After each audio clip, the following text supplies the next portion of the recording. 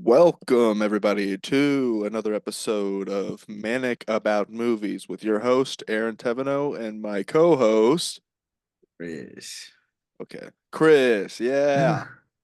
And this week, Chris made me watch American Beauty with an 87% on Rotten Tomatoes, which I think in hindsight has switched because I honestly I remember seeing it a million times before on Rotten Tomatoes, and I used to thought it was had a higher score. I thought it was like in the 90s. It's considered one of the best movies ever. Maybe post Kevin Spacey, it might have dropped because Yeah, I thought I swore it used to be higher than 87%. I think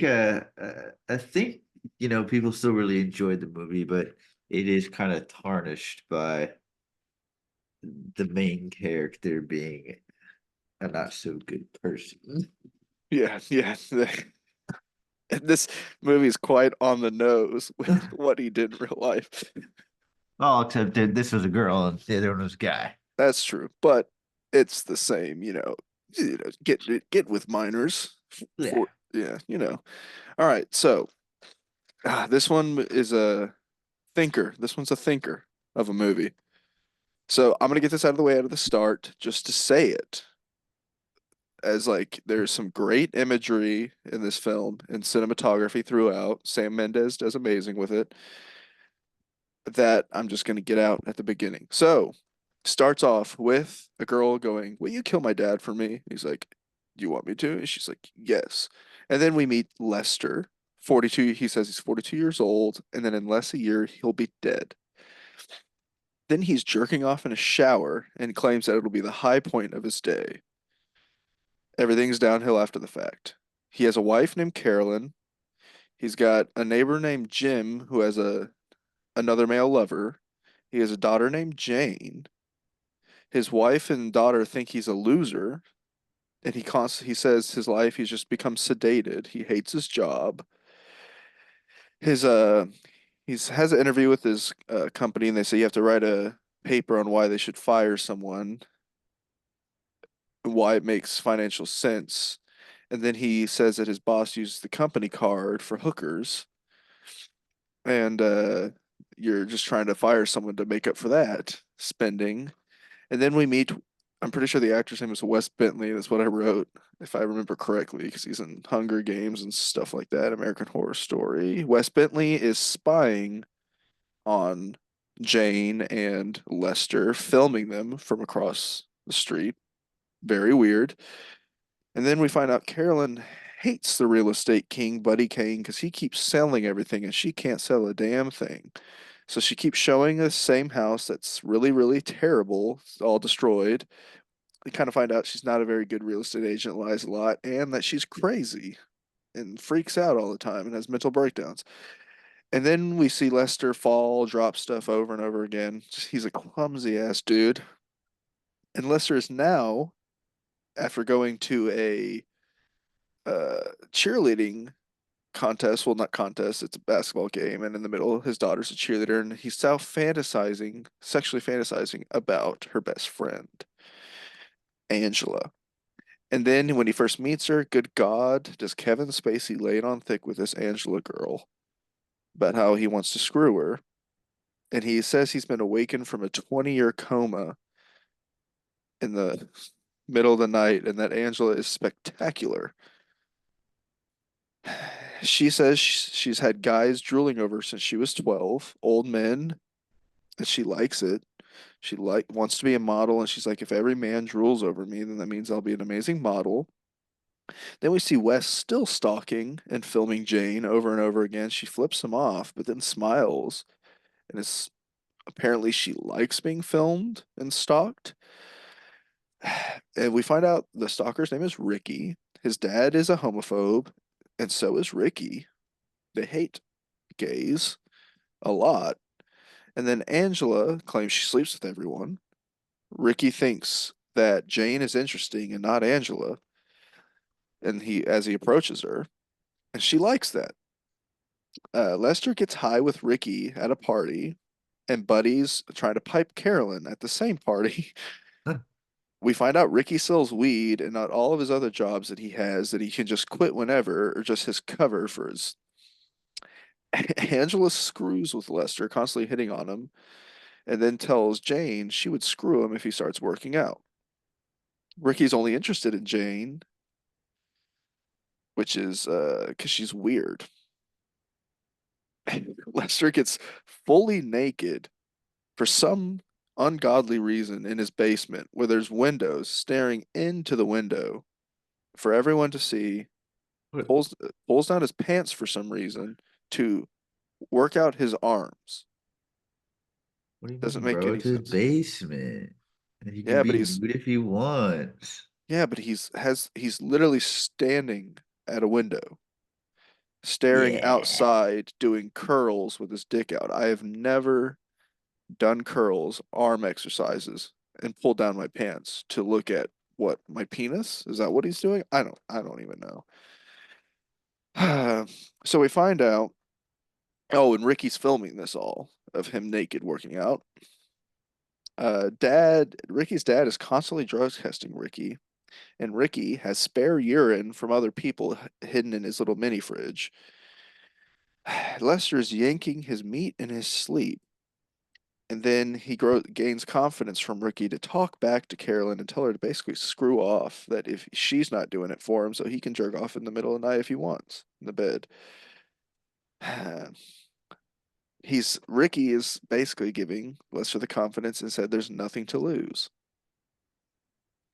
So at this lunch that uh, Carolyn and Buddy, the real estate king, have lunch, and he's either a master manipulator or is literally the male version of Carolyn, is what we find out.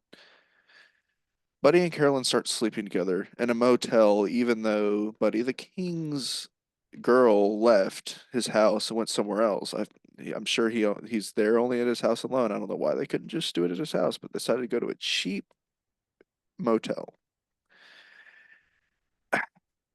Then Lester gets all high and mighty and to re live his past, quits his current job, tells the boss, oh, I'm gonna spread out that you sexually harassed me and that the boss uses the company card for hookers and gets severance pay, full year salary to get fired. Then he gets a job at his fast food restaurant because he used to have experience in flipping burgers and smoking and screwing. That was the best time of his life, so he's doing it the same.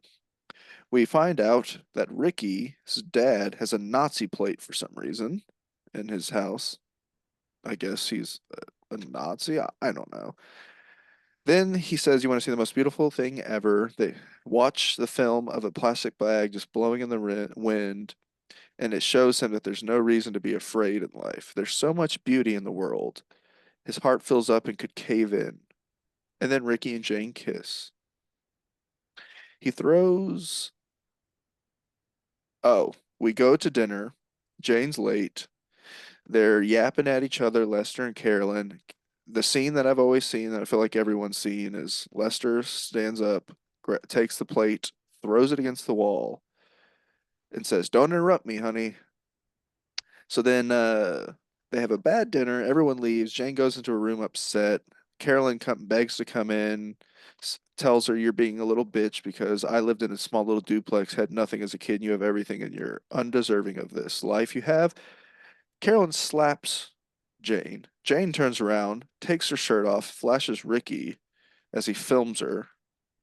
Ricky's dad barges into the room, beats the hell out of him, and says, "You shouldn't have been going into my room." Carolyn starts shooting guns because I guess it's the second best thing to sex, according to Buddy. And she's feeling herself. She's getting her confidence back as well from Buddy and shooting guns. And Ricky the next day somehow has no injuries, even though he got battered by his father, was bleeding and had a huge cut on his face. And the next day he's all fine. And then we go to the beginning scene where Jane is like, "Yeah, kill my dad." And then she says, I'm not serious about you killing my dad." And then Ricky's dad sneaks into his room, sees the naked video of Lester lifting, and goes, "Oh my gosh, my son is a queer." Lester catches Carolyn cheating at the drive-through, and Buddy says, "You'll remember me now." And then all of a sudden, as Lester's lifting, he calls Ricky over to roll him a joint while it's pouring rain.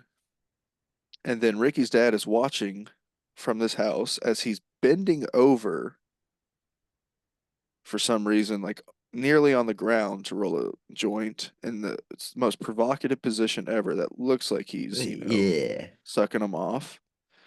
And Lester, for some reason, has the creepiest smile on his face while he's just laying down and this guy's rolling him a joint. It's not like he's high yet. He don't have anything. So then Ricky goes back up. His dad gets pissed, starts beating up on him again because, He thinks he's a gay. yeah, he thinks he's gay. Well, Ricky thinks he caught him with the weed, and then he's like, oh, no, he just thinks I'm gay. So he goes with it. His dad kicks him out of the house. Ricky pulls up, and Angela starts freaking out, like, this guy's a freak. Why are you with this freak? You don't actually love him. Y'all barely know each other. You're kids. Y'all don't love each other. You can't move to New York together. What? And then Ricky calls Angela ugly, boring, and ordinary. And she's like, I know that because no one wants to be boring and ordinary. And then we find out Ricky's dad comes over, tries to kiss Lester, and he's actually just a deeply closeted gay man. Angela and Lester, well, Lester starts taking advantage of Angela, who she's crying and upset because she was called ordinary, and he's like, "You're far from ordinary. You're perfect and beautiful." They're about to start doing it, and then she says it's her first time, even though earlier in the movie she said she was sleeping around with everyone. So I guess she was just lying to everyone. Yeah, it's trying to big game.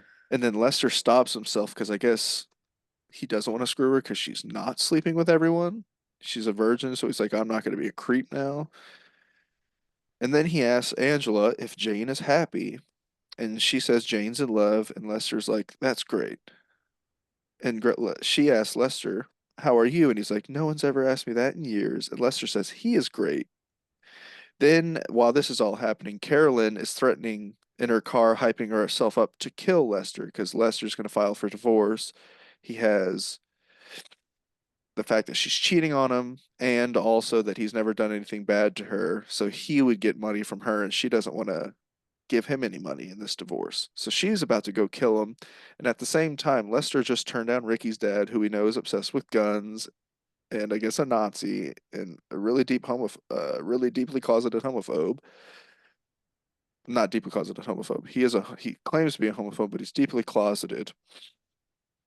So we see as Lester is sitting there looking at a picture of his family. You don't know if Carolyn's going to shoot him or if it's Ricky's dad. We found out it's Ricky's dad. Carolyn freaks out when she sees he's dead, goes and hugs his clothes.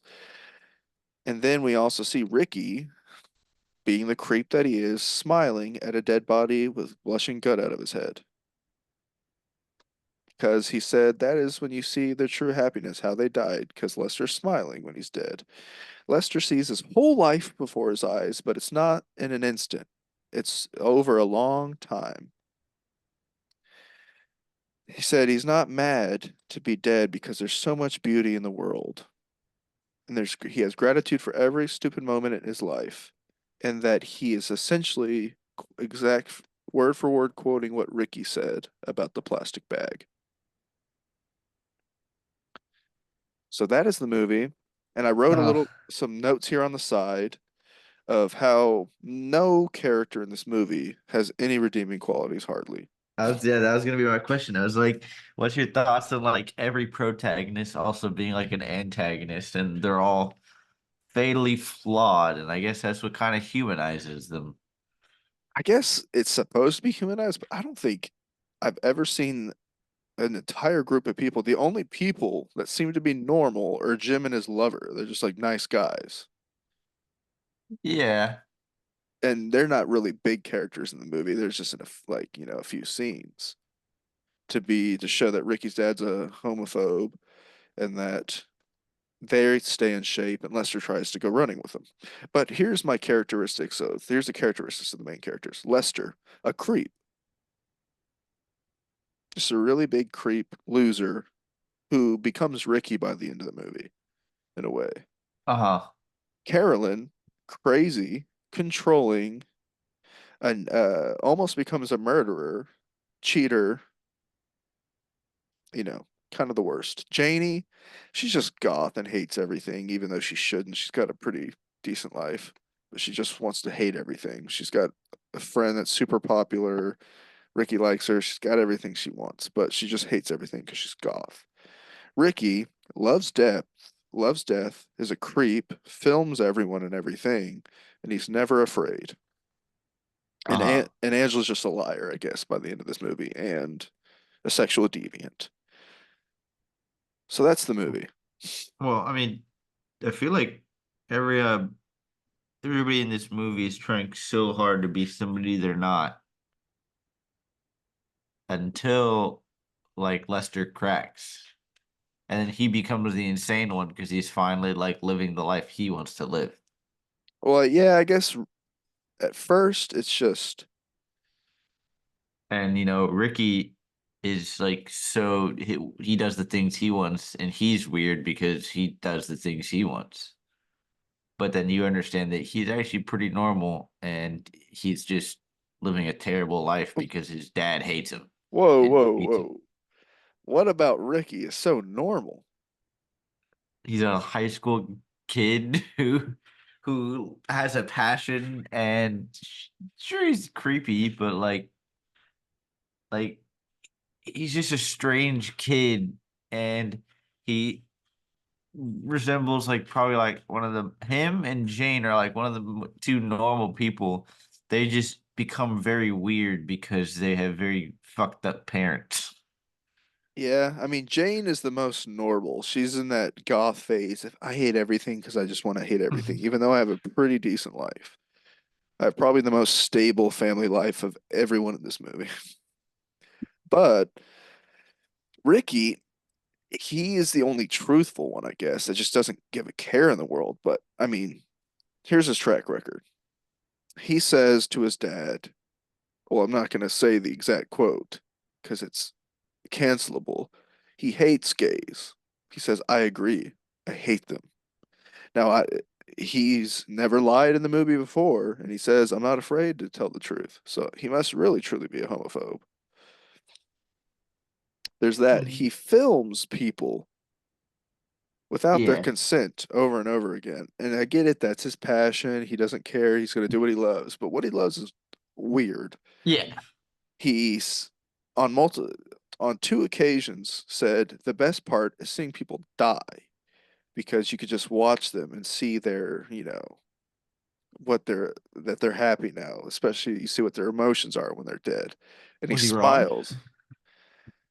I guess not, but like I don't think the normal No. reaction to someone's head getting shot in by his dad, of all things, basically by a lie that Ricky told him.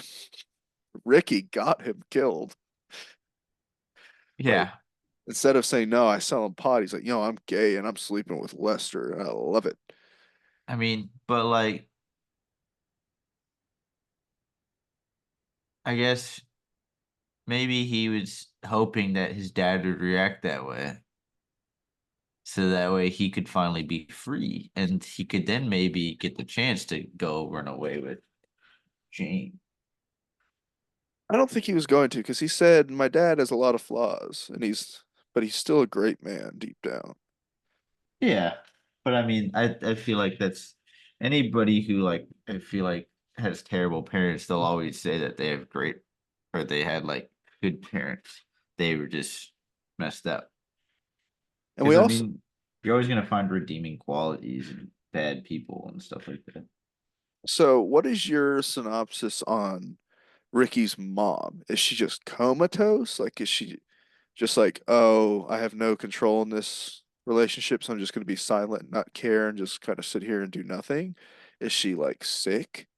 Or is she just like constantly guzzling down drugs and just I comatose? think she wants to die and she can't because that would hurt Ricky.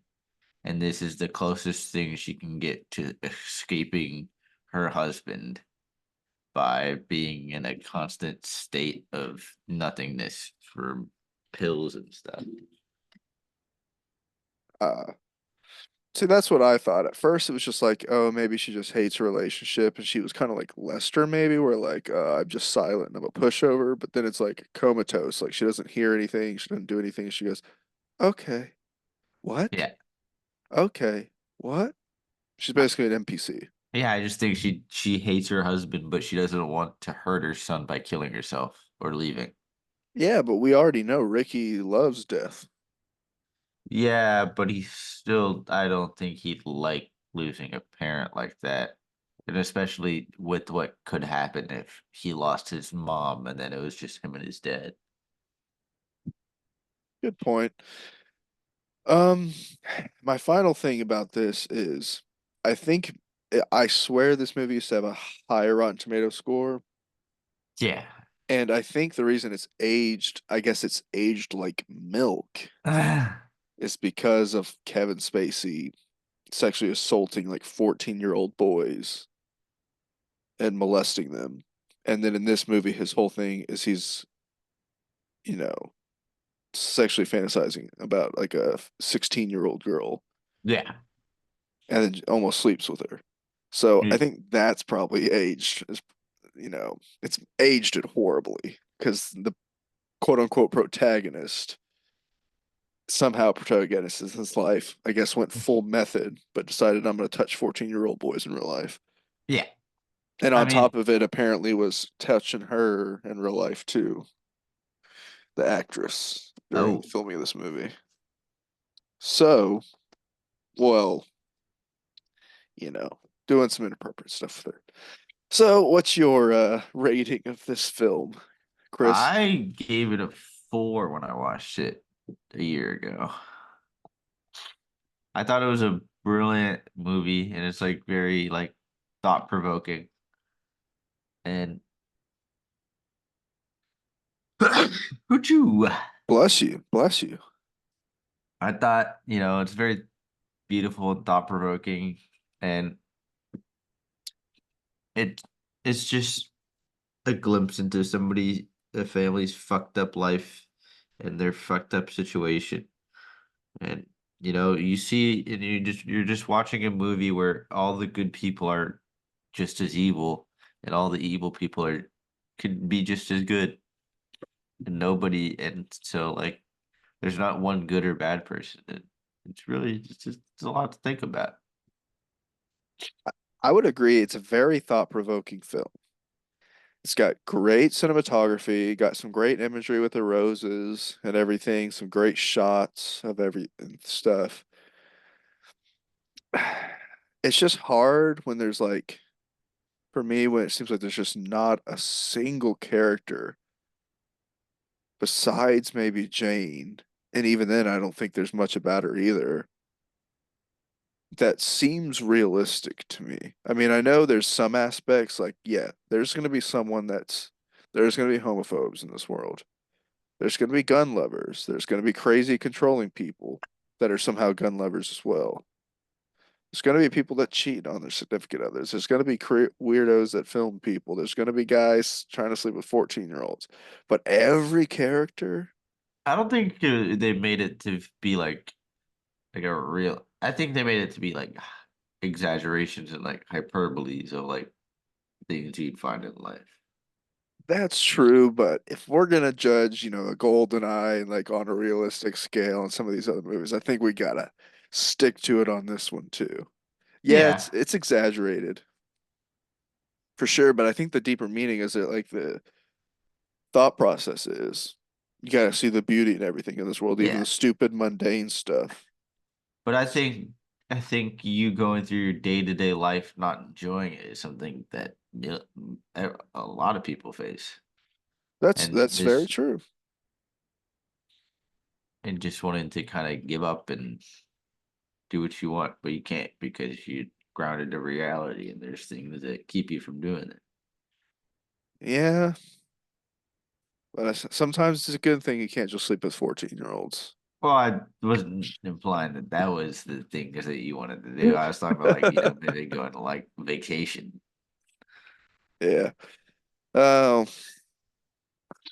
I would give it, I'm gonna give it, if I was just going story, and character wise, I wouldn't give it that high of a score Uh-huh. because I want to at least have like one. I'm like, okay, yeah, I see that. But it's just like every single one is it's hard. Like even the redeeming quality, you go, okay, it's offset by this terrible thing. It's offset by this thing.